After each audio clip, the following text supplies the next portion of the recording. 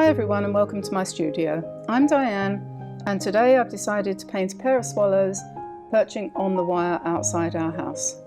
They've already started to arrive from Africa, where I think they've spent the winter, even though we're still having nighttime frosts, and they're setting up home inside our barns, and they're really a good and cheerful sign of spring. We need cheering up on a day like today where we've just heard of the death of Prince Philip, the Duke of Edinburgh, which is really very sad for the whole country. So just wanted to acknowledge that that has happened today, and rest in peace, Prince Philip.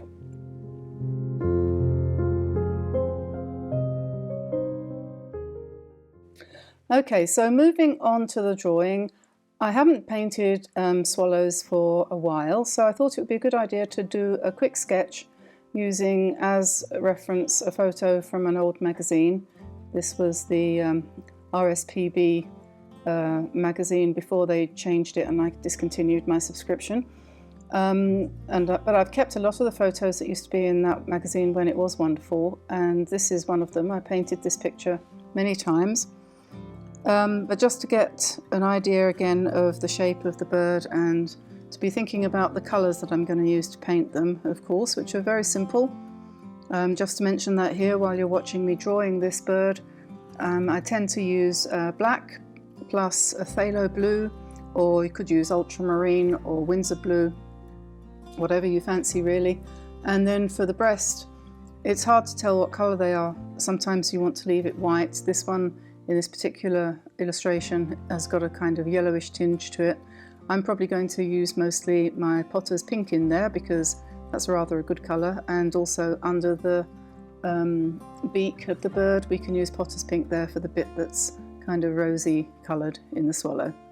So I'm just refreshing my memory here on the shape of the bird, and I'll just quickly speed through this and then we'll get on with the painting.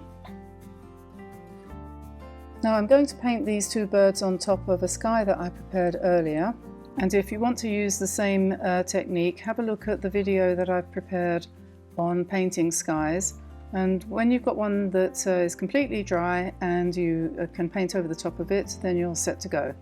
So I've just drawn the two birds on a telegraph wire in the middle of the picture there, and I'm going to come in and paint over the top of it using my round brushes. There's a small number 2 here which I'm going to use for the eye, and I've just picked up a little bit of black and I'm going to drop in the eye for both birds. Very tiny dot there, but just to get us started. And then I'm going to use a bit of the same colour to indicate the feet.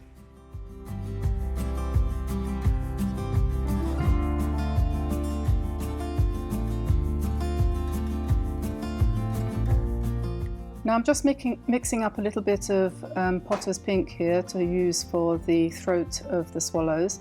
If you haven't got Potter's pink, you can use permanent rose or quinacridone rose, or one of those very similar pinky colours, and just grey it off slightly with a little bit of ultramarine. And if you use it fairly dilute, it will come out pretty much like this, which is just a kind of greyed off pink.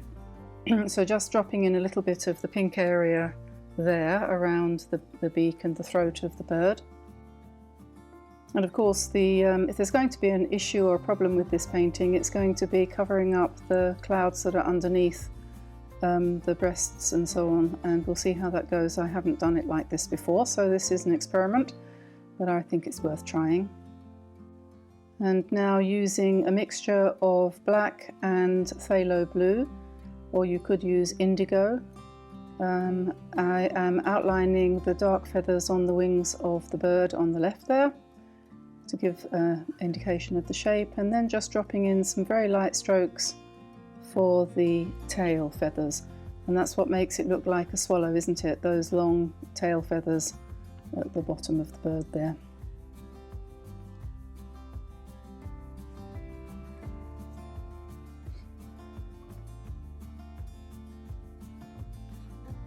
And now I'm coming in with some almost a clean brush and just dropping in some water and dragging some of the colour of the wings into the main part of the breast of the bird, and then just a little bit more around the shoulder area there to strengthen that a little bit. And like I said, this is going to be a bit of an experiment, and here I'm coming in with some Naples yellow. This is a Naples yellow which I recently bought, and it's much more opaque and chalky than any Naples yellow I've ever used before, so I'm still getting used to this, and I keep using it too heavily. You really hardly need any of it at all, so I'm lifting some of that out now, and you can see that it is covering, because it's an opaque colour, it is going to cover the clouds behind quite successfully. Now coming in again with the dark blue, either indigo or black with phthalo blue or Windsor blue, and outlining the head. And I'm just also making the feet a little bit darker.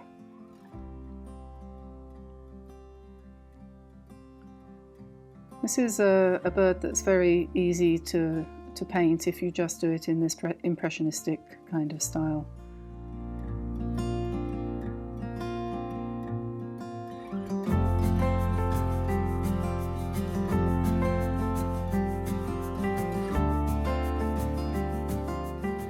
Now I'm coming in with the head of the second bird, and again the same colour, the dark blue, making this one just a tiny bit lighter, so using a little bit less paint, and then just dropping in some strokes for the back of the bird. Looking at this again afterwards, I was not very happy with the way I'd actually outlined the bird there, and when I do this one next time I'm going to be careful to make the bird slimmer. It is a slim bird, and I'm afraid my swallow is looking rather on the chubby side, so forgive me for that, but the principle still remains the same. The main thing about this painting is the interesting idea of putting the birds onto a pre-prepared sky, perhaps a sky that you felt wasn't really as good as you wanted it to be for another painting, so you lay it aside and say, oh, I don't know what to do with that, perhaps I'll paint on the back of it. In this particular case, I think I'd already painted on the back of it, so that was that. And then I thought, well, you know, why not use it for something like this? And it turned out to be a really good idea, and I think I'm going to do it again on purpose. But yes, so please forgive my chubby swallow there. He certainly won't be as fat as that when he comes back from North Africa, where he will have probably spent quite a comfortable winter, but then he's just flown I don't know how many thousand miles all the way up to France, and he's probably looking a bit on the skinny side right now, having arrived. Going in there again with a bit more Potter's pink, just to emphasize the pink area around the face.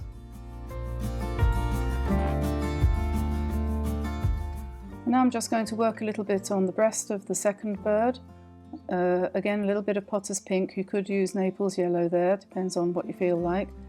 And just bringing in a little bit of shadow there to give them a bit more shape. Now I'm going to turn my attention to the cable, and I've picked up a kind of dull greenish kind of colour, and I'm just going to drop in the indications of the cable that they're sitting on. I'm not going to go into any details here, so just a line, and then I'm going to pick up an alternative colour and drop that along the bottom edge to indicate some shadow. And that's really, I haven't taken it to the edge of the paper, notice, it's just basically sitting in thin air, because the whole point is that this is just an impression. And I think it does give the impression of the bird sitting on the wire outside the window.